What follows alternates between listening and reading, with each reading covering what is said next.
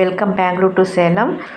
அமாவாசை அன்னைக்கு இறந்தவர்களுக்காக இந்த சமையல் செய்யணுங்க.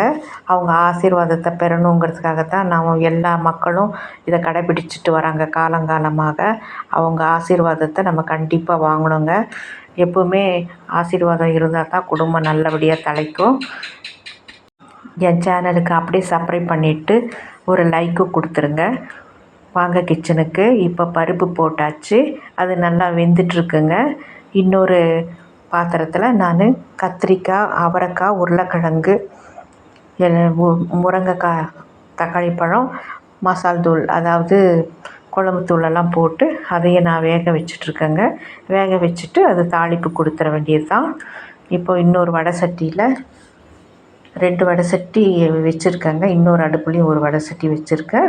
வெங்காயம் தாளித்து இதுலேயும் வெங்காயம் தாளிச்சிருக்கேன். இதில் கேரட் போட போகிறேன். கேரட் பொரியல் தாங்க. அந்த கேரட் பொரியலோட வாழைக்காவும் சேர்த்து நான் ஒரு பொரியல் பண்ண போகிறேன்.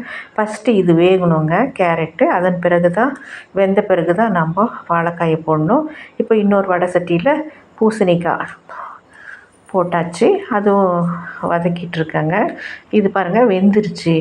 ஓரளவு வெந்த பிறகு இது வாழைக்காய் சேர்த்தணுங்க. ஏன்னா முதல்ல 2 சேர்த்தக்கூடாது. வாழைக்காய் சீக்கிரமாக வெந்து கஞ்சி மாதிரி ஆகிடும். அதனால தான் கொஞ்சம் லேட்டாக தான் இது போடணும். இப்போ இதுக்கு மிளகாத்தூள், மல்லித்தூள், உப்பு எல்லாமே போட்டாச்சுங்க. போட்டு கொஞ்சோண்டு இதுக்கு தண்ணி இதே போதுங்க, வாழைக்காய்க்கு தேவையில்லை. இந்த கேரட்டு வெந்த தண்ணியே போதும். இது மூடி வச்சுட்டாச்சு. இப்போ இதுவும் வெந்துருச்சுங்க. இதுக்கு வெல்லம், மிளகாத்தூள் எல்லாமே போட்டாச்சு.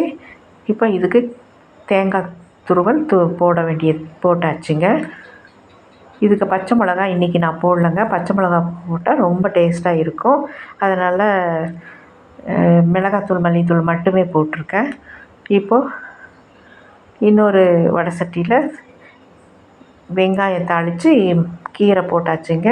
இது முருங்கைக்கீரையும் அவுத்திக்கீரையும் கலந்து செஞ்சுருக்கேன். இது கண்டிப்பாக இது அமாவாசை அன்னைக்கு செய்யணுங்க. விரதம் இருக்கிறவங்க இது சாப்பிட்டா ரொம்ப நல்லது, வயிற்று அல்சர் வராது. இப்போ பாருங்கள் ரசமும் ரெடி ஆயிடுச்சு. இப்போ ரசமும் ரெடி பண்ணிவிட்டு இப்போ பாருங்கள் இஞ்சியும் வரமிளகாவும் இந்த உளுத்தம்பருப்போடு அரைச்சிக்கிட்டு வடை சுட வேண்டியது தாங்க. இஞ்சியும் பச்சை மிளகாவும் சேர்த்து அரைச்சி நம்ம வடை சுட்டால் ரொம்ப டேஸ்ட்டாக இருக்குங்க. சேராதவங்க வரமிளகா சேர்த்தணும்.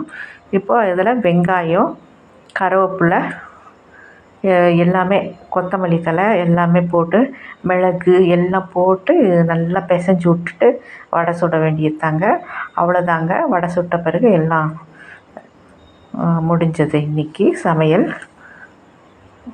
இன்றைக்கி சாமிக்கு எல்லாமே வச்சு நம்ம வாழை இலை போட்டு இதெல்லாமே படைச்சி சாமி கும்பிட்டு அவங்க ஆசீர்வாதத்தை